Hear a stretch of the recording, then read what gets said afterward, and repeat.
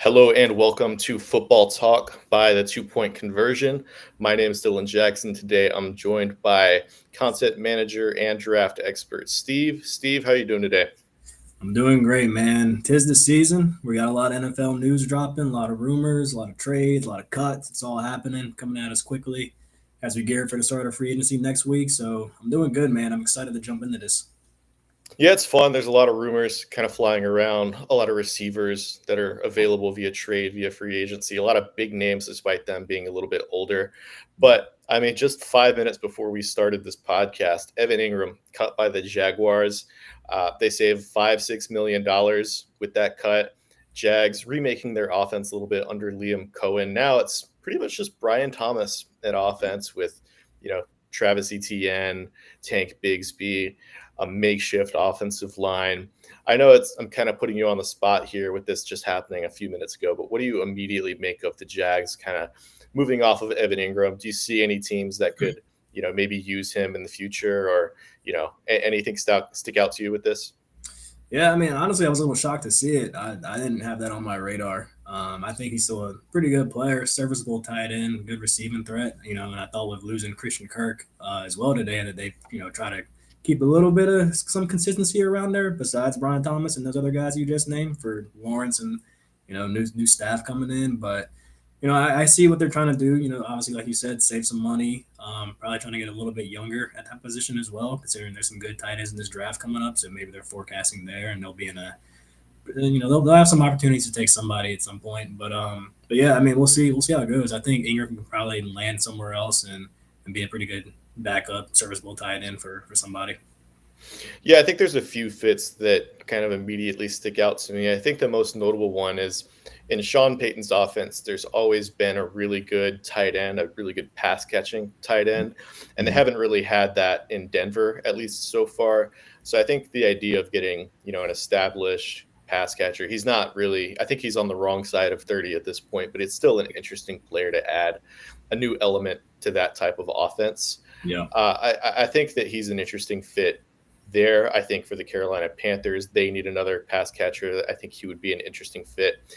Probably as the primary pass catcher in that Panthers offense to this point. I mean, they could do a lot more in free agency or in the draft. I think the New England Patriots make a little bit of sense because they don't have too many pass catchers. Hunter Henry was pretty good for them last year. Austin Hooper caught a few touchdown passes, but I think everything's kind of up in the air for that New England Patriots team. Are there any other teams that kind of stick out to you for Evan Ingram? Yeah, I mean, you named some good ones. I was also thinking the Panthers. I mean, right now, as a Panther fan, we only got one tight end on the roster, Richard Tavion Sanders, so that could be a pretty good ad.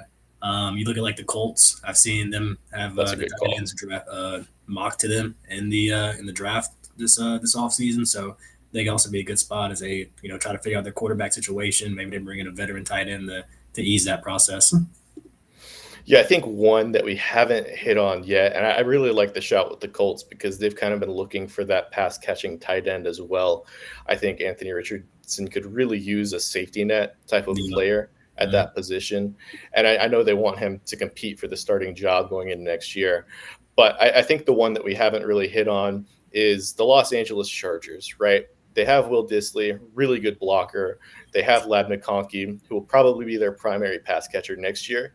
But adding an element of verticality, that tight end room for the Chargers, giving Justin Herbert another pass catcher, I think we at this point know that Evan Ingram's pretty inconsistent in what he's going to give you.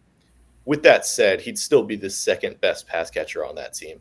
And I Yeah. think if you're the Chargers and if you're Jim Harbaugh in particular, the ability to do that, but also not spend a ton of money in the process is really appealing to them. Yeah, I agree.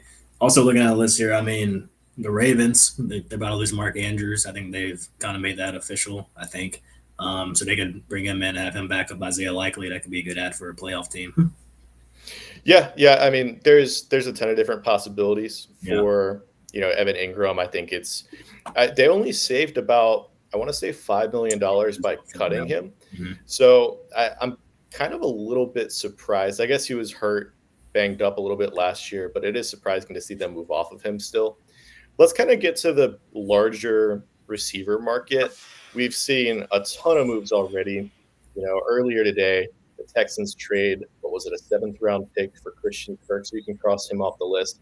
That's an interesting ad for a Texans team that needed another receiver and opens up their possibilities going into the draft. But as you can see, if it were, 2020, 2021, this would be the Yeah. group of free agent receivers ever, right? Really, Devontae yeah. Adams, Stephon Diggs, Keenan Allen, Amari Cooper, Chris Godwin. Mhm. It's a lot of dudes. And I think with this free agency class in general, it's going to be about finding, who's going to be able to transcend their age at this point, right? Yeah. And there's not really a bet that I love, whether it's, Devontae Adams is probably the best of all these older guys other than Chris Godwin, where, he produced with Aaron Rodgers last year. He was really good still, even after being traded to the New York Jets. Stephon Diggs coming off an ACL injury, kind of scary. Keenan Allen clearly lost a step. Amari Cooper clearly lost a step. So I think it's just going to be about finding the guy who falls off the least out of this group. And if it's me, I'm probably taking, Devontae Adams off that list. Yeah, I mean, he would probably be like your best bet. I look at Chris Godwin and I say he's probably the number one target that I would be looking at. I mean, obviously the injury he had was Yeah, for sure. nasty, but I still look at him and I would give him a friendly deal if I was a team. But it kind of looks like he's going to go back to Tampa Bay, assuming everything works out there. I'd be surprised if they let him go. He's kind of turned into like a Tampa Bay legend a little bit down there of sorts. And then, outside of this list, I'm not really loving too many of the options. You got some speed guys like, Marquise Brown down there at the bottom, Cooks, who's getting a little bit older. And then, Darius Slayton down there as well is going to be a guy who I think would be probably pretty highly coveted amongst teams who are looking to just fill a role instead of just finding like that go-to receiver. So I look at to him to be, kind of like a deep threat, but definitely a serviceable guy if a team can pick him up. And then, hey, Deontay Johnson right there in the middle. I mean, who knows what's going to happen with that guy? But but if you can figure it out with him, like he is talented. So the Deontay Johnson thing is so weird to me. I think he was on 3-4 different teams this past year and just couldn't really find a spot with any of them.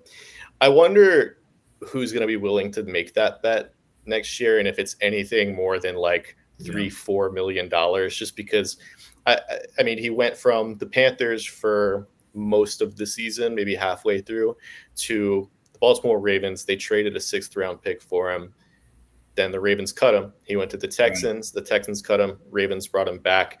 So I mean, if there's that many teams willing to pass on him in just the span of a season, and that doesn't even count the Steelers who initially traded him away for practically nothing, right? I think he's an interesting player because he fills a role. He's somebody that, still produced for the Panthers early on last year, despite whatever happened towards the end of the year. So, I mean, maybe it's a question of, a team can handle one Deontay Johnson type in the locker room. Yeah. Do you think they can handle two? Like, is there another Deontay Johnson type of personality that would make things, clash a little bit in the locker room? So he's interesting, right? Yeah. I mean, you mentioned those and all those organizations who let him go, besides the Panthers, good playoff team organizations as well. So kind of shocking that he couldn't even just figure out his role with those guys. You mentioned Slayton a little bit, and I think he's interesting because I could honestly see him signing a pretty significant deal, right? A lot of people think Darius Slayton, Giants wide receiver 2, wide receiver 3. He's also one of the better vertical receivers in the NFL, right? Like his average depth of target is one of the highest among starting receivers.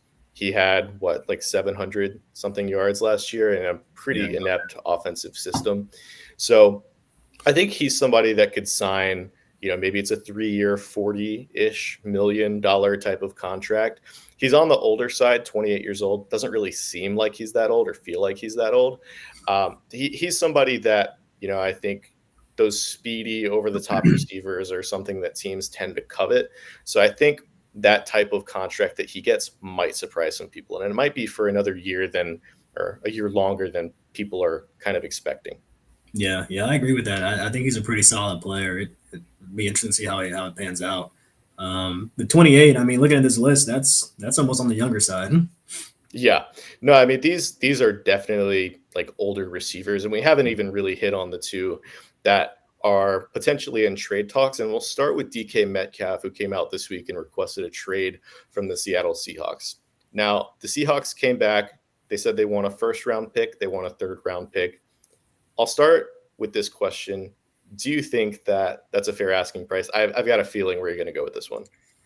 It can't possibly be, especially compared to all the other receiver deals that have been happening over the past couple of years. And then DK is on what the final year of his contract, set to make $30 million or something like Yeah. that. Correct me if I'm wrong, but yeah, I mean, I would expect it to be somewhere around. I mean, being generous, a third to a fifth round pick, just in terms of all of that. But I mean, he's obviously a great player, so I could see somebody overpaying, but I can't see it coming close to a first. Yeah, it would be pretty shocking to me, honestly, if they were able to get a first round pick, much less a Yeah. first and a third round pick. I think the big sticking point here is he's scheduled to make $30 million this year. He's, I think, first or second in receiver salary for 2025. There's that aspect of it. And then there's the other part where you're going to have to pay him, right? You're going to have to extend him. He's going to be 28 years old by the time the new league year starts. I think factoring that part in, you're going to have to give him a 3-year extension, take him up to his year 31, 32 year old season. You factor that in, I think has hit 1,000 yards only 3 out of his 6 seasons in the NFL. He's very clearly a talented player. Yeah. I also don't think he's the type of player that justifies spending that type of capital and that type of money on one single receiver. It's one thing if you're going to do that, and it's a Tyreek Hill, a Devonte Adams in his prime, something like that. I think the modern equivalent would be like, I don't know, like Justin Jefferson if he was a few years older. I don't think that that type of price tag is quite right for DK Metcalf. But I do think that he's an incredibly useful receiver, probably top 30 in the league. I think that there's a host of teams that are probably going to be interested in his services. So, Yeah. are there any teams that kind of immediately stick out to you as somebody that would fit DK Metcalf's skill set? I mean, you can go back to his old coach down in Vegas. I can see the Raiders being a pretty good landing spot. And then same point with the coaching staff. Carolina, they're in need of a number one receiver. That link with Dave Canales, they use him pretty well over there in Seattle. Um, let's see. Other than that, I mean, maybe like a team like Dallas. They're trying to find a partner for CD, so I could see something like that happening. I really like the Dallas fit. I think that, with Metcalf, you have somebody who was arguably the best deep threat receiver in the league last year. He was best Yeah. on, those vertical type of routes. But to be able to pair that with a guy like CeeDee Lamb who can do basically anything, they like Yeah. to align him Mhm. like anywhere along, the offensive side, whether it's in the slot, XYZ receiver spot. I think to be able to have that explosive element while also still having CD Lamb underneath, I think that's something that Dallas's offense really missed this past year, Yeah. right? It was basically Cavante Turpin, Jalen Brooks, shout out South Carolina. I can't believe that he was like a starting receiver for the Cowboys midway through this year. But, they have Jonathan Mingo, who they traded for midway through the season. They give up a 4th round pick for him. Yeah. So they have a bunch of guys who they, are invested in seeing them grow. I still don't think it's enough to where you have like a certified number 2 or even number 3 receiver on the roster already. So Yeah. Jerry Jones, I think, came out today. He said that they're not interested in looking in, free agency for holes on their rosters. So I don't know how realistic DK Metcalf would be, even though it's not technically a free agent. But I mean, the Dallas scouting department has been really good over the past half decade. So I don't think that that's a realistic fit for DK Yeah. Metcalf, but I think it would be, a really solid option. And I think, that's one team, right? The other one that kind of sticks out to me is the Arizona Cardinals, where you have Marvin Harrison already. You have, the offensive line infrastructure. Maybe you want to add a little bit more there. You have two solid running backs. You have Kyler. I don't know that any deal would happen between two NFC West Yeah, teams, and especially Browns. since they're both gunning for the playoffs, right? But I do think that the fit would be at least somewhat interesting.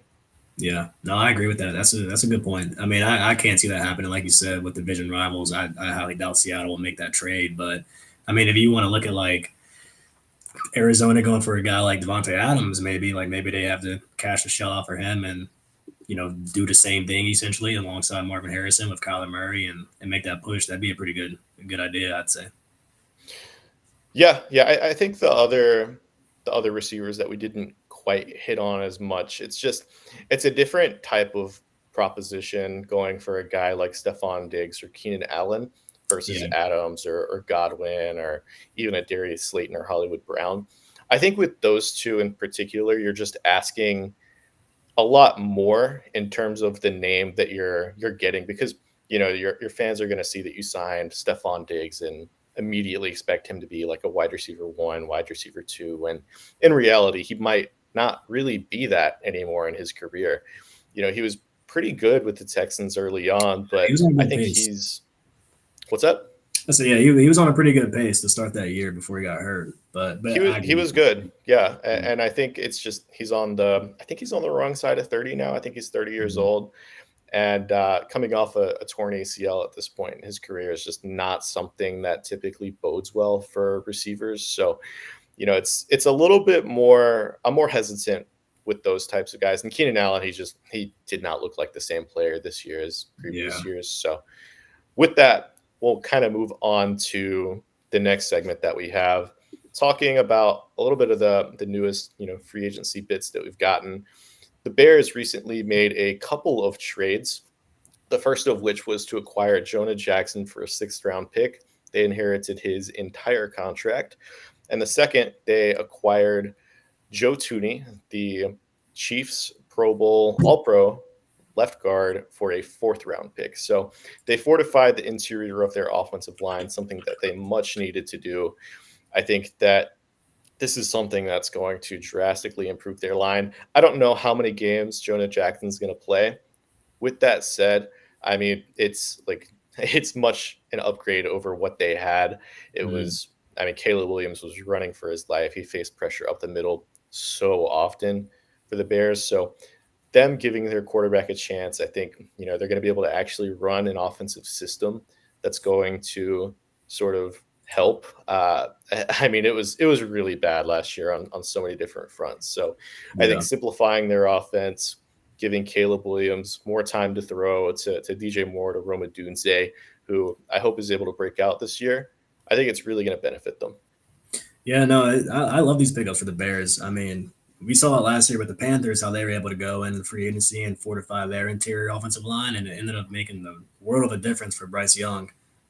So I think this is really good. I mean, these are two veteran players at that who are going to come in and add some strong stability. If they of course can stay healthy and really just solidify that offensive line and give them a starting point to where they can go into this free agency and this draft and take the best player available and not have to reach for their offensive lineman.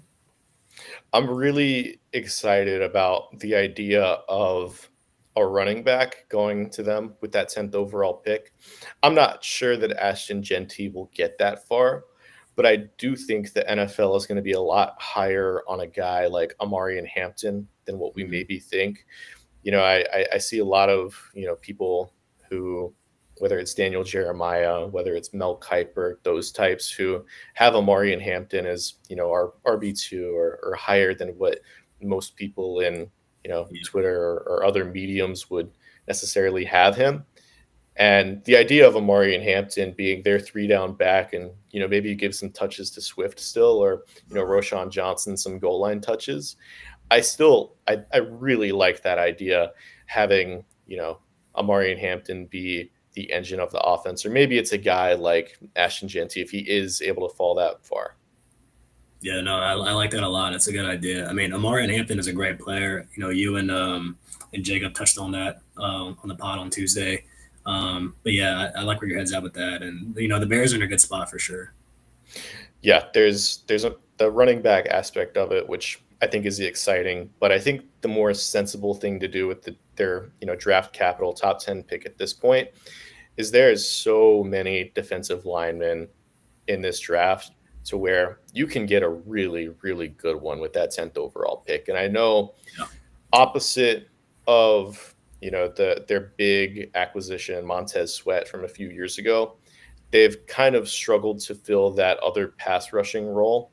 So maybe it's a guy like Michael Williams or a guy like Shamar Stewart who's going to rise up draft boards. Or maybe they add another corner like a Will Johnson type. But regardless of what they do, like adding these two offensive line and maybe they add another depth piece or a center or something like that, it's going to, like you said, just give them a lot more options moving forward in terms of what they can do with their draft capital. So yeah, we'll move on to the Eagles and their kind of pair of signings, if you will. The first of which they signed Saquon Barkley to a 2-year extension worth about $40 million. They obviously, I mean, this is an incredible deal money wise compared to what, the top backs were making already. And, if anybody's going to get it, it's going to be Saquon Barkley. What do you make of this deal? yeah. Hey, I mean, well deserved. I mean, what can you really say about it? The guy went in there, tore up the league, and won a Super Bowl. So I mean, what more can you really ask for? I think that's well deserved money right there, and I think the Eagles did the right thing by rewarding this man. I don't have much else to offer there, but I think that's great for both parties. Yeah, we kind of talked about a week ago the idea of NFL teams shifting their perspective on paying running backs. And I think really the biggest beneficiary of this contract is James Cook with the Buffalo Bills, right?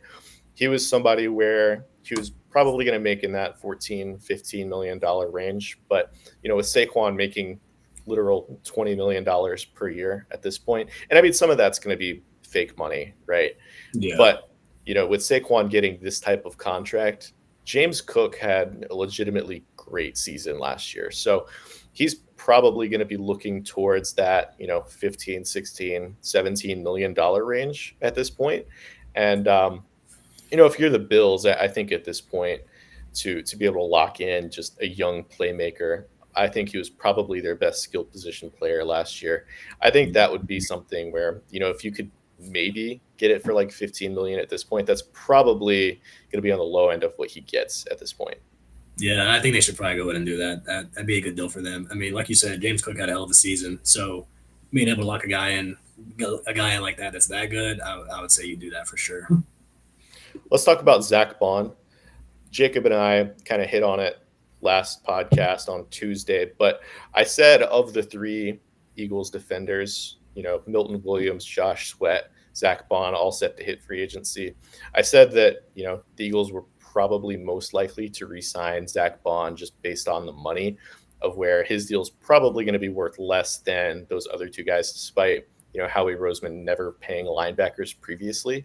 Yeah, And it kind of came to fruition here. He signed a 3-year, $50 million contract. And I really like this deal for both sides. I think, the Eagles locking in a linebacker that fits Vic Fangio's system so well. He does so many things, all pro level season. Um, you know, First of all, Howie Roseman being able to find that type of talent on the cheap in free yeah, agency is unbelievable. But then, to lock in a guy who, not many teams pay linebackers anymore. Only the, top of the line really get substantial deals. And I think he proved to be worth that. And he's still, I think he's only 28 years old at this point. So he's somebody who is going to grow with this young Eagles defense that has Jalen Carter, Cooper DeJean, Quinyon Mitchell. They have defenders at all three levels. So to be able to lock this guy in, I think it's a great move for the Eagles. yeah. I was good. I mean, honestly, I was a little shocked it was going to be him out of the other two options that you said, but I think it makes a ton of sense. Again, like I said with Saquon, it's just another guy where it's just really well deserved money. I mean, this dude he was a finalist for Defensive Player of the Year. I'm pretty sure, right? But yeah, no, he had a great season, and again, like you said, only 28 years old. You can pretty much just lock down, a leader for your defense. He's going to play that position and play it well, hopefully moving forward. And then again, you've drafted so well that you can pretty much trust your scouts and front office to, to refill the positions of a Milton Williams and a Josh Sweat. I mean, like you said, there's the defensive linemen in this class and the edge rushers. It's deep, so they're going to have an opportunity this class to just re up and keep stacking talent and just keep recycling these guys, as they see fit. But Bone again, he had a hell of a season, so that's a really good contract for them for both parties. Yeah, and I think the Eagles have they already have guys in the waiting Yeah.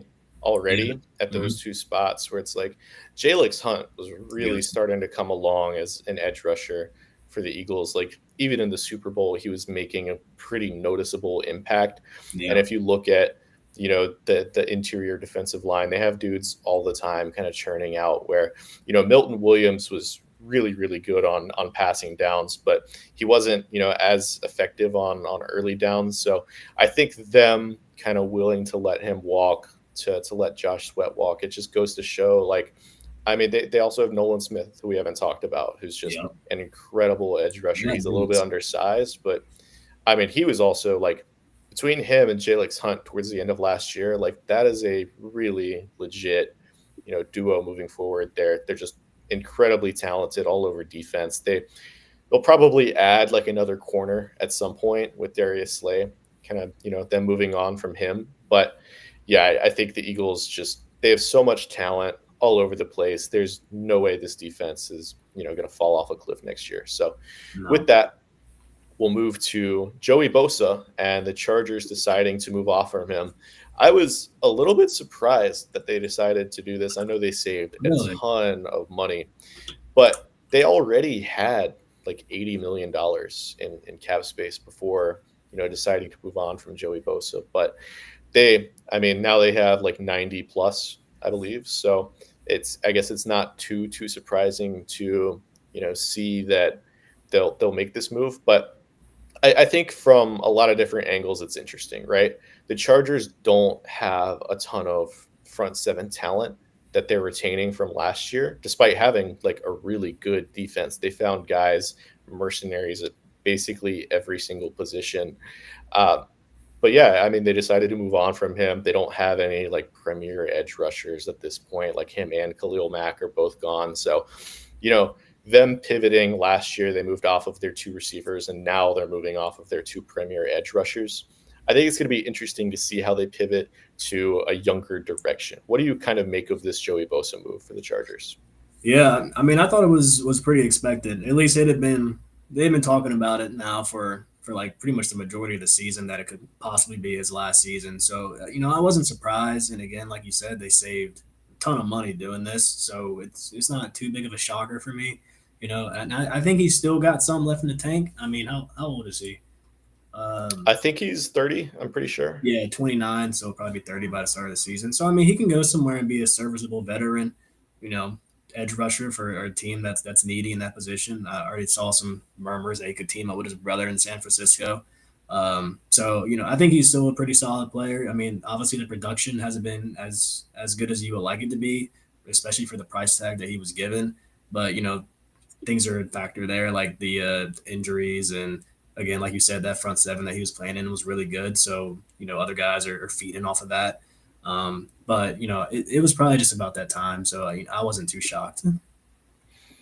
What do you think is next for the LA Chargers? They have all of this cap space. Their front seven is pretty bare. They have some guys. They have Dayon Henley. They have Thule. They have a few guys in their front seven, right? They have Junior Colson as well. I forgot to mention him. But along their defensive line, they're pretty depleted, and they actually performed pretty well last year. Those guys, Yeah. despite them, as kind of a group of misfit toys, if you will. But they have all this cap space. Do you think that they're going to be players for like a Josh Sweat, like a Milton Williams, those Eagles defenders, or maybe it's somebody else? Do you think that they're going to be a team to watch in regards to this like big spending? Yeah, I mean, these guys fit their scheme, and I think definitely, like, you have all this money, you have the quarterback in place, you have your coach, you have weapons. I mean, you got guys all over the place. It's time to make a splash and try to get this roster over the hump. Get into the playoffs, make some noise. Like the talent is there, So I think they definitely should be aggressive, especially at the start of this free agency, trying to bring in some top guys. I think, outside of potentially re-signing a guy like Puna Ford, I do think there's room to make a move like signing Milton Williams, or I think Josh Sweat would be a perfect fit for, an edge rusher in that system. I think, along the actual defensive line, Jesse Pinter has done a really great job of mitigating the effect of, that, or I guess the negative effect of the lesser players in that scheme. So I think, Josh Sweat, if they got him at like a 4-year deal, maybe 80 million, 20 million a year to guarantee 2 years of that. I think Yeah. that would be a really strong contract for all parties involved. Just give, the Chargers a strong presence off the edge. I mean, you saw what he was able to do, the Kansas City offensive line in the Super Bowl. Probably should have won Super Bowl MVP. So I mean, does Josh Sweat, in your mind, make a little bit more sense than a guy like Milton Williams, or who's your kind of favorite fit there? Uh, yeah, I would probably lean Sweat just in terms of having that premier edge rusher coming off the edge and wreaking havoc for your quarterback. But I mean, in the same vein, like I was just saying previously about the draft, like this is deep at D line, and these guys Yeah, Chargers have a pretty healthy bit of draft capital. And you're looking at it now, so they should be in a pretty good spot to make some splashes and then fill in some needs holes in the draft when that time comes. yeah. There's a ton of defensive line, and if you look at even just like Michigan players like Jim Harbaugh, Yeah, there's two players that they could potentially draft with, what is it, the 22nd, 23rd overall yeah, pick with, 22nd. Kenneth Grant if he makes it there.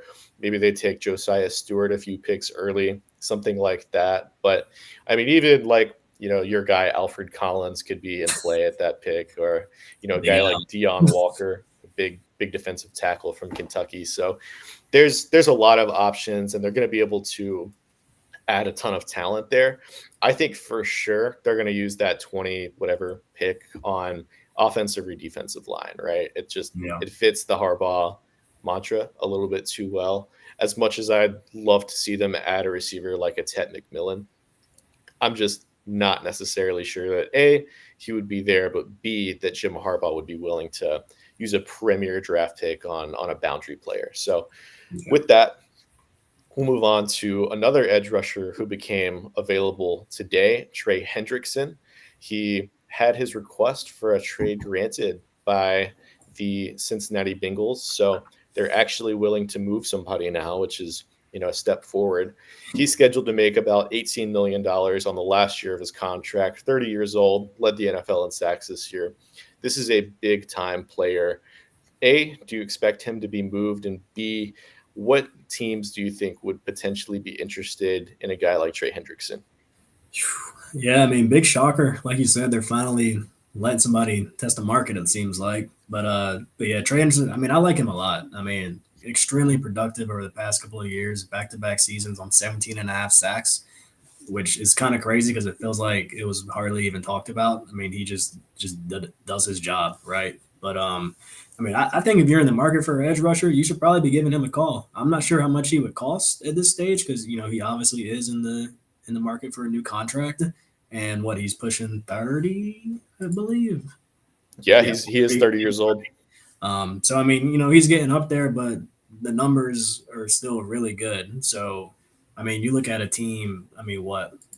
Obviously, Panthers need an edge rusher. You just said the Chargers as well. They could be in the market. They got a lot of capital, like I just said. I mean, that could be a pretty good spot. Just easily replace Bosa or Khalil Mack. Granted, the age would kind of still be the same, but the production is definitely a lot better. Um, Teams like that, yeah, I think he'll be pretty highly coveted. I think the one team that makes the most sense in my head, and I've kind of thought about this from a lot of different angles, is the Green Bay Packers, right? They Yeah, were really missing the premier, edge rushing talent of Rashawn Gary. I mean, I think he took a very clear step back last year. And I think somebody even asked Gutekunst, their general manager, about the ability to add a premier rusher, and he didn't really deny that they were going to attempt to do that. I think most people might have anticipated that it would be through the draft rather than a trade for Trey Hendrickson. But when you yeah, think about it, he fits their timeline, right? they're trying to make the leap into being a real contender, and he would immediately become the best player on that defense alongside like Edgerrin Cooper, Yeah. assuming Rashawn Gary can sort of get back to what he was playing at. They'll probably cut Jair Alexander, but I think that he's a player that fits their team incredibly well.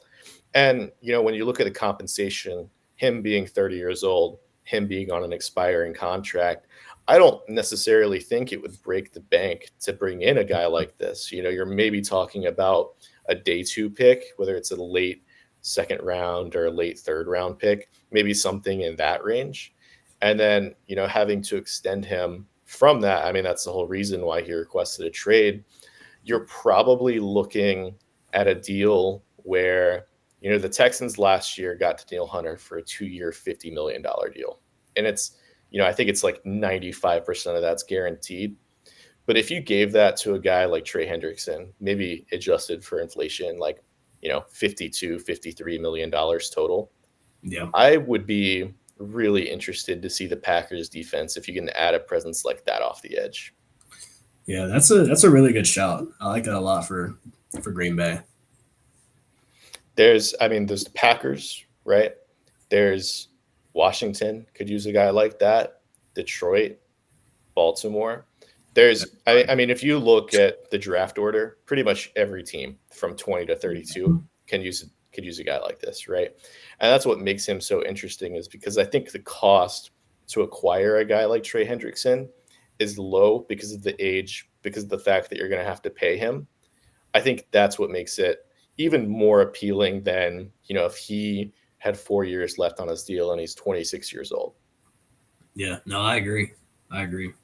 Pretty much everybody who made the playoffs who doesn't have a guy that good should be giving them a call. Yeah. I think that, Hendrickson, really good player. Maybe those sack numbers were a little bit inflated this past year. He got there. He got there. That's what matters. So, in a draft where there's going to be so many edge rushers, so many defensive linemen taken, that's another reason why his price might drop just a little bit, because you could get a cost-controlled guy with one of those picks. But end of day, like, this is a very premier player, and he is arguably the best player on the market right now. So with that, we'll kind of get into some draft prospect analysis. And we have 2 players outlined here, and we'll start with Darian Porter, the Iowa State corner. Very interesting profile. Steve, I will let you take it from here. Yeah, like you said, interesting guy. Just to start, he didn't get his first start at cornerback until his 6th season of collegiate football. First start in college, shall I say. So that alone is pretty crazy, but the measurables are off the charts with him. He was one of those combine standouts, really good 40 time and just complete athlete on the field. Big special teams guy. You see right here, he's coming out there to block a field goal. He had, I think, 5 total block kicks throughout his career, 4 punts, and that field goal right there. Yeah, so like that alone is crazy. I got a spot for that on my team. But but I got, some questions just about his overall just production. We've seen a couple of mock drafts since the combine have put him up in the first round. I saw him go to the Colts at 14 or 12, wherever they're picking at. And that is a little bit crazy to me. I just don't think you can buy in on a guy who doesn't have like that much playing time. And even this final season at Iowa State, where he was starting, he was still splitting time with guys and not in on crucial possessions, game-winning drives to get a stop. He may not have been out there, but just in terms of like his profile, again, elite size and athletic ability, he's got good zone discipline for not having, as much time as out there as you would like. But, he looks comfortable-ish. There are a little bit of times where I look at him and it doesn't seem like he knows what he's doing, but he's at least athletic enough to make up for it. And so, I think a team is going to convince themselves, to pick this guy and try to see if they can make him into a starting quarterback at some point in time. I've seen like a Tariq Woolen comp for him. I'm not sure if I'm there with that. That seems like a little rich, but he meets that profile of cornerback. But he's an interesting one to watch. Again, like I would probably have him 3rd round if I'm being generous. but just like the lack of production is what's going to give me some hesitancy there. Yeah, I think there's kind of two aspects of it, and I think the weird thing about his profile is that he's somehow a safe player without also being a safe prospect. Yeah, I say that because like you're immediately going to have one of the best special team players in the NFL, right? yeah, I don't think there's any question about that. He's immediately going to be able to play like 5 to 10 snaps for you just in that regard per game. I think that aspect is appealing for a lot of teams that like to avoid risk. But talking about avoiding risk, like I his cornerback plays, I think he's raw in terms of that regard. Like you yeah, said, he didn't start at cornerback until this year is his age 24 season. Like he's going to be 24 years old on draft day, and the idea of drafting a raw player who's already 24 years old on day one of the draft, I think that that is a risk that I don't think I would take. I mean, we talked about the measurables. He's 6'3". He ran a 4.340. That is ridiculous. I yeah, think there's going to be a spot. There's going to be a team that, maybe it's not day one, but maybe it's early day two, like first 10, 20 picks of day two that's interested enough in this profile to where they do take that swing, right? And I mean, we've seen mock drafts with him as high as what, 15, 16. yeah. Mm-hmm. Like I I, said, I, I CBS had that no is like. that is incredibly rich. Like I don't think anybody, I don't think a serious NFL team would do that. Mhm. Granted, like I said, they're going to convince themselves that the floor is higher. I think coaches are really going to love the fact that he's able to play special teams. But I mean, you could get a high floor special teams guy on day three of the NFL draft, right? Yeah, exactly. You don't necessarily have to take a guy like Darian Porter with a top 32 pick. Now, you talk about him on day two, and I'm a little bit more open to the idea, right? We talked about his measurables. He's got crazy speed. He's very long. I think, if you could establish him as like maybe a deep zone corner in like a Fangio type of system, then I think it's a little bit more of a proposition I'm willing to take a bet on, with maybe a top 50 pick rather than, first round, right?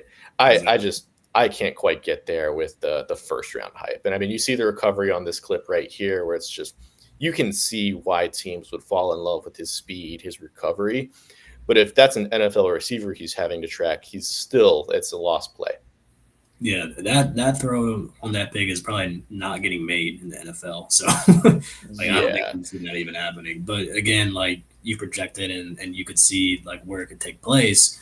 But I mean, even still, like that's not, especially at his age, like you don't take that in the first round. Let's move on to a guy that I really liked when I watched him, and that's defensive line from Michigan, Kenneth Grant. He's got his fans. I think some of the underdog guys had him as like a top 10 prospect. Yeah, I really really like him as somebody you can put over the center on defense. I think he's a rare prospect in that he's somebody who's massive. He's going to be a really good run stopper on day one. I also think that there's, the ability for him to maybe stay on third downs as like a pocket pushing interior presence. And teams love those three down, nose, one techs, especially you talk about a guy who came out of Clemson a few years ago, Dexter Lawrence. I'm not saying that he's going to be a Dexter Lawrence type of player. I think that would be a false promise to say that Kenneth Grant could be that type of player. With that said, I think he could be maybe a diet version of that, where, like I said, pocket pushing interior presence that's going to be immediately impactful in the run game. Like yeah, this is a massive human being, more. and typically they don't move like Kenneth Grant does. Mhm. Do you Yeah, have any? Go ahead. yeah. I was gonna say every team need a guy like this, just big, disruptive, powerful, can't move them. I mean, I'm definitely a big fan. Like you said, the underdog guys. I saw that too. I think I saw them. I think I saw them mock to the Panthers at 8. Um, I don't know about that. I don't know if I could get there just yet, but I wouldn't be mad at it. I mean, this guy is. He's the kind of guy you just kind of plug in, and he's going to produce for you. So Whatever team gets him is going to be happy.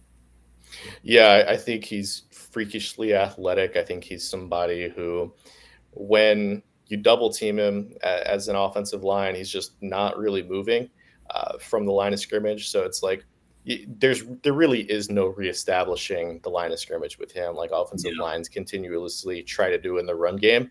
I think it's just when you have somebody that's this big, this athletic, who's already established in the way that he is. He has finesse moves, he has power moves. I think that he's going to be able to rush the passer and maybe not be a guy who's going to get a ton of sacks, but he's going to affect the pocket a lot more than what the stats are going to indicate, I think. So I think, in Michigan, he's obviously playing in a system where you have Josiah Stewart, you have Mason Graham off the edge, you have some really good corners and secondary pieces on that team. So maybe it's not like the best in terms of evaluating Kenneth Grant on an island. But with that said, I think the talent is just so immense with him.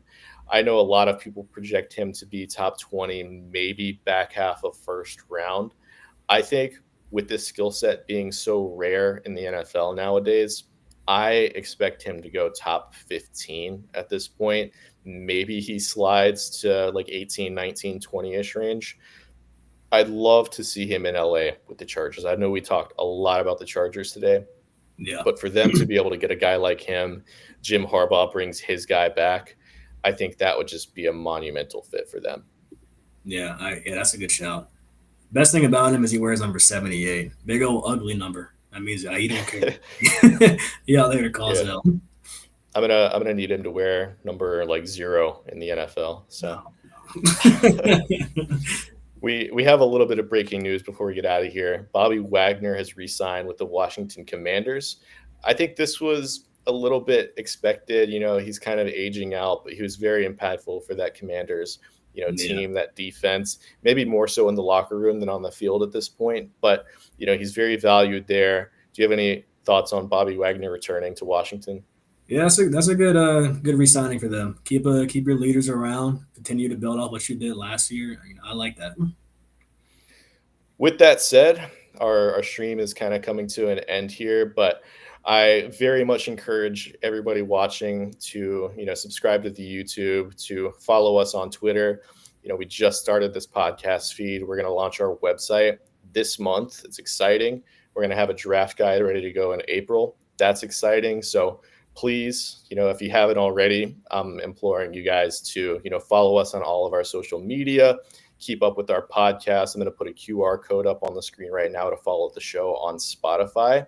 We're going to take a week-long hiatus. I'm going on vacation during free agency week, so that should be fun. Phone blowing up. I'll be in kind of the Midwest, Chicago, so better than Mississippi at this point. But I'm excited to kind of get out there, spend a week, take some time off work, and as soon as I'll be back, this podcast feed will return, hopefully twice weekly. I like the Tuesday, Thursday kind of cadence that we've had going. So again, please subscribe, follow if you have not already. Steve, do you have any final remarks on anything we talked about? Anything you want to plug, something like that?